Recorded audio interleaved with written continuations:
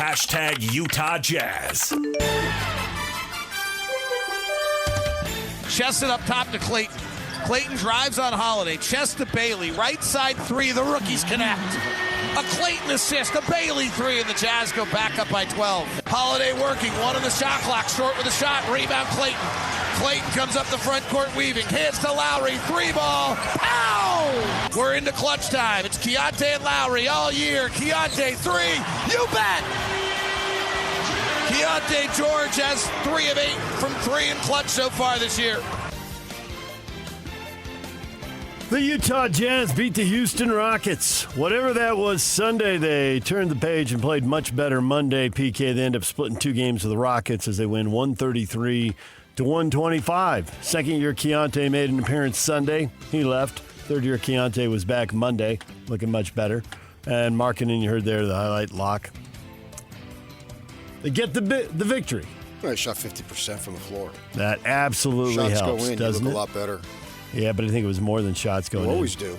Yeah. Because I try to make basketball simple, and you played it, so you think it's all complex. Yeah, I think if you have 0 points and 8 turnovers, you don't get the shot. If you turn it over 8 times, and I don't think that's complex.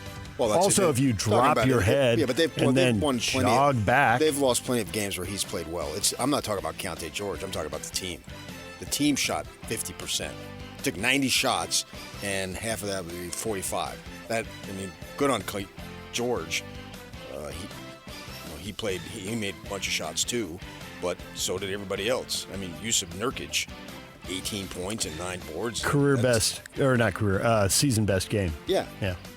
Guys made shots. Kevin Love made shots. Four threes. Filipowski made 4 threes. They both shot over 50%. He made 4 field goals for Love, and I'm looking at field goals rather than threes. But Flipper made 2 of 5, that has nothing to do with George. Walter Clayton coming out of nowhere. Played his best game. Yeah. So, George is great. Yeah. Way to go. And Ace Bailey running pick and rolls. I can see more of that. Got Nurkic a wide open, uncontested layup with a sweet pass. More ball handling from him. Bring it on. Sure.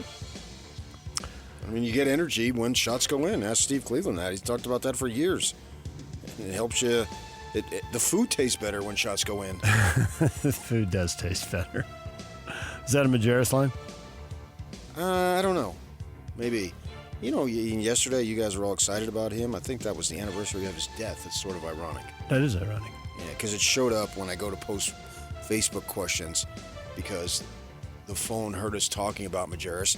And then yesterday when I go to post the Facebook questions, a big, long thing came up on Majerus. It was like a life story. I love that about technology, just in case you think people aren't always listening and eavesdropping. Always. They're listening to everything I say. 100%. I got a 2-word message from a listener yesterday. We can get to that. Just simply 2 words. 2 words. 2 words. 2 words. Yes. It wasn't bowl eligible, was it? No, it was just 2 words, and that's all he said. And then he went on his way. Okay. Yeah.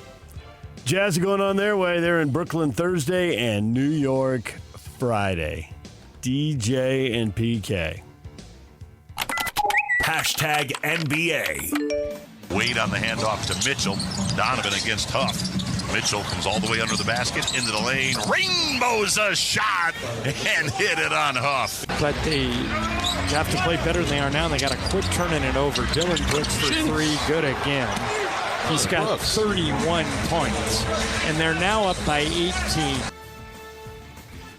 Highlights from around the NBA. Denver Nuggets guard Jamal Murray sprained his right ankle. That'd be a low light. 131-121 loss to the Dallas Mavericks. Timeline for return will be evaluated. And Devin Booker suffered a groin injury during their 125-108 win over the Lakers. Lakers had a win streak come to an end there, but now we'll see how long Booker is out for. Yeah, the Suns have been off. They're without 3 starters now. Yeah, and they've been playing. They've been off to a great start here. Yeah, Grayson Allen, Booker, and Green, the main guy they got. Well, I guess Brooks was the main guy too, in the trade with Durant to Houston.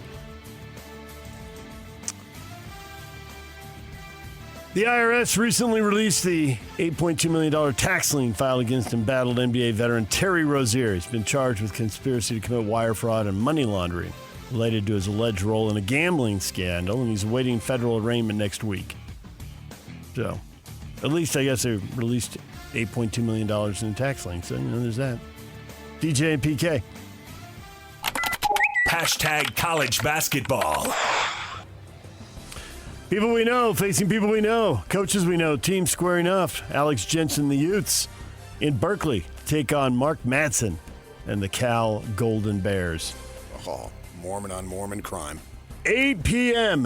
ACC Extra. Don't know what that is. Don't think I have it. I just think it's like the SEC network or what have you. It's not the ACC network, though. It's ACC Extra, so I assume there's something else on the ACC network. I do have that. I know what that is. But so I think it's some streaming service. You probably need ESPN Plus. I get they own the ACC network. It might be available through that. You're right. So if you want to watch it, stream it. There you go. DJ and PK. Hashtag NFL. Inverness fields the snap, left foots the punt, left to right toward Marcus Jones. He's under it between the hash marks at the 6.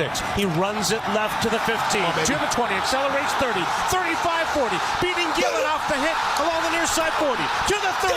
Marcus Jones going to the 20, to the 10, to the house. Touchdown, Patriots! Look at this place! You tell me they're not ready for playoff football? Gillette Stadium is back! Snap back to Drake. The blitz coming. May moves up, throws a long line. There's separation there, and the pass to Williams is perfect. Touchdown, Patriots! Look, I'm going to keep playing aggressive. Hopefully everybody can take a second to watch my tape going back to high school and realize that this is not a shock. Like, I play the game aggressively. I took one hit that people are talking about. I slid, got out of the way of a lot of hits. So I appreciate people, wanting to, me to be healthy and all that stuff. And I want to be healthy too. But I play this game aggressive. So I'm not going to just change how I play the game. That's Jaxson Dart after the Giants get beat by the Patriots 33-15. It was 30-7 at halftime. That one was over early. And a bigger conversation with Dart, although he did avoid a bunch of hits, is he's been in the injury tent 4 times already this season. And odds aren't good if you keep absorbing those big hits. Yeah, I don't have any problem with him playing aggressively, and I did see him play many times his final year in high school, no question.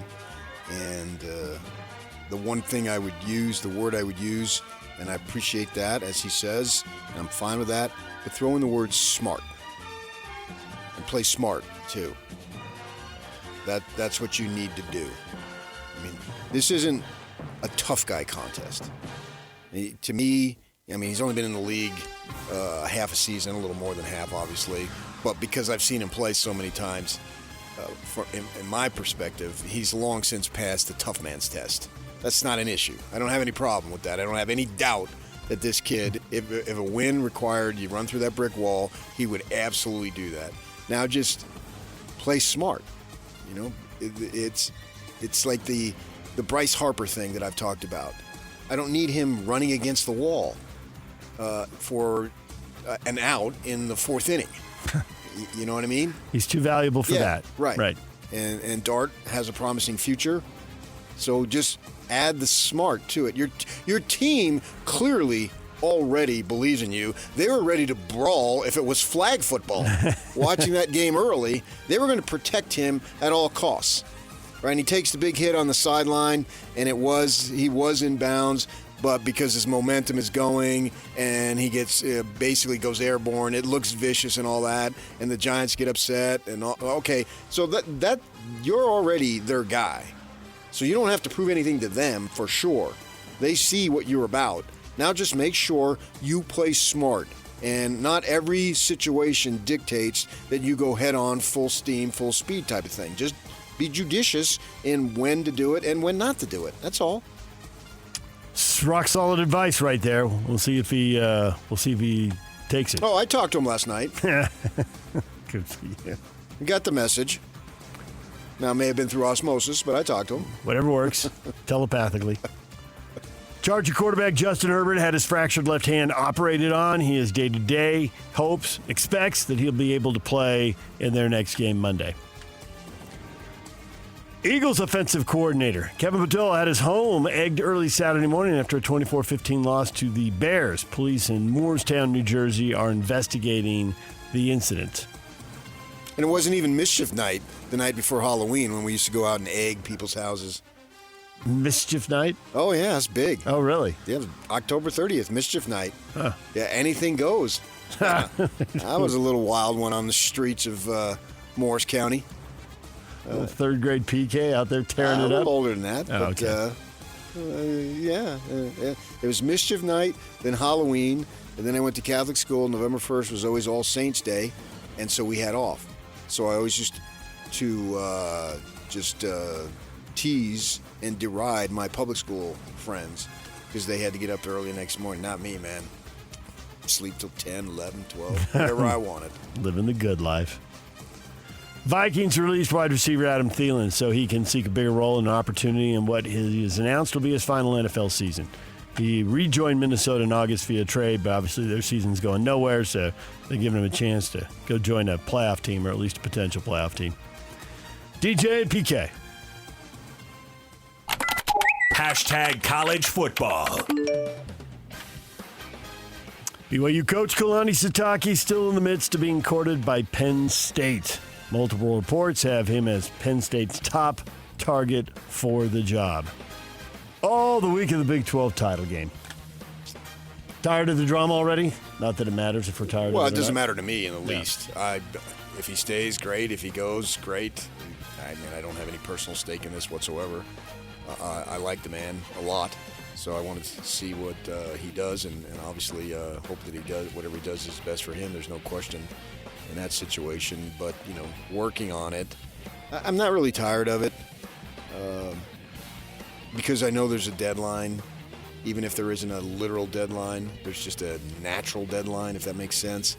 And I think that working on it yesterday is that.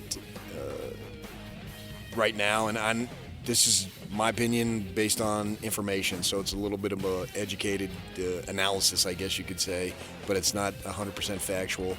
I'm not going to live and die by what I say because I'm not going to declare anything because I've been around too long in these searches to know that especially this one, as it's gone on, it's ridiculous to make a definitive statement. Sources told me this is going to happen, that's going to happen. I believe that BYU has made a very attractive offer. Penn State's offer is already out there, and it's everything. He's talked about that in prior contract situations where it is simply, I'm not trying to soak the employer for as much money as I can get. It's about the whole thing. The whole program. I'm in charge of this whole program, and everybody needs to be happy and be compensated, and we need to be fully funded in this area and that area, blah, blah, blah. And I think BYU stepped up. So I think it's 50-50. And the thing that I had heard is that the longer it goes, the better it is for BYU. We'll see if that's true.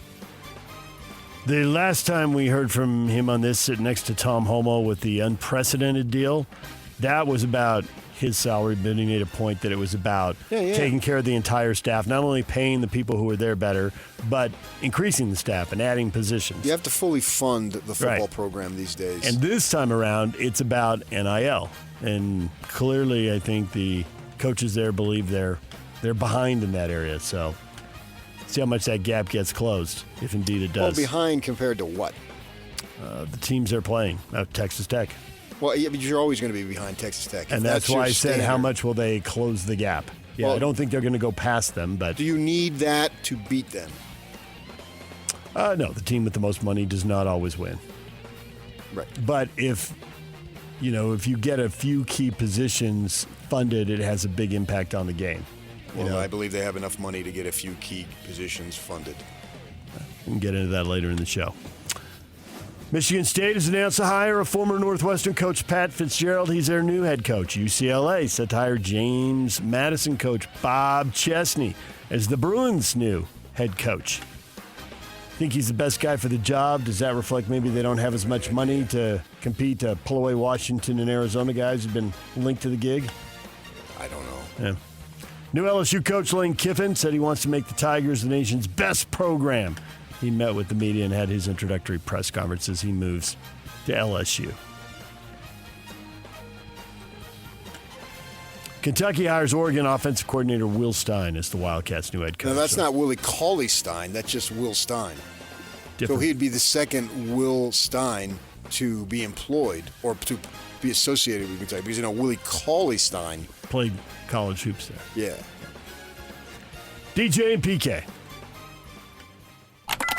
Hashtag Major League Baseball. The Mets and their $300 million plus payroll. Got to add on to it. Wasn't good enough. Devin Williams, reliever, 3 years, $51 million. Might be losing Edwin Diaz, so in case Diaz goes somewhere else, they brought in Devin Williams. Yeah, Edwin Diaz to go to the Dodgers. DJ and PK. Hashtag NHL. Obviously, I know it's not a consolation. You have 2 goals tonight. How important is it to be a leader by example? It doesn't matter. Need to be better, everyone. What can you guys do to clean up the turnovers and the neutral zone that kind of fed their offense tonight? When it comes down to winning battles, I think that's what we need to get to. Utah Mammoth lose again. That is 4 in a row. They give up 3 goals in the first period, 3 more in the second. They lose 6-3 in San Jose. Pulled the goalie. Famelka came out. Didn't really matter. It was a disaster. They've had a lot of 1-goal losses. They've been frustrating, but they got crushed in this one. Yeah, it's not literal because you don't touch it, but I wonder if they're, in a sports vernacular, starting to squeeze the puck a little bit. Because this is what we didn't want for them. And the great start now is, it's not a distant memory, but it's a memory. It's a memory. The month of November was brutal, and now it's a bad start to December. Yeah. There are only 4 wins in November. The great start you speak of, which indeed it was, that was the October story.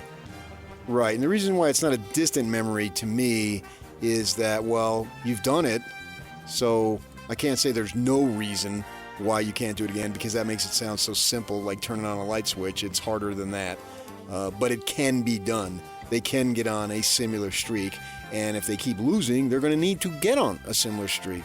Because my goal for them was to get to March and be in the position for playoff seeding, not playoffs or non-playoffs. They're now tied for 9th in the West, so below the line as we sit here this morning. And we're going to reach a point, if we're not already there, that the honeymoon is over and these young guys and all in this promising future. You can't keep telling me the future is promising. I want some promise right now. Jazz fans will just nod their head and scream, yeah, you go. Progress. Let's go. Yeah. What is trending is brought to you by Shamrock Plumbing. There's no job too big or too small. Get the personal touch with Shamrock Plumbing. Frank Dolce, former U quarterback, is going to join us at 8 o'clock. Jay Paterno, Nittany Game Week host and analyst and former Penn State assistant coach, will join us at 8:30. And Kevin McGuire, editor of Nittany Lions Wire, at 9:30. And we'll talk Kalani Sitake and coaching hire with them. It's also a Utah Jazz Ticket Tuesday. We'll be giving away tickets to watch the Jazz and the Thunder at the Delta Center on Sunday, and we'll do that coming up at 8:30 and 9:30. We'll have tickets all day long on the half hour here on a Jazz Ticket Tuesday. The question of the day is next. Stay with us.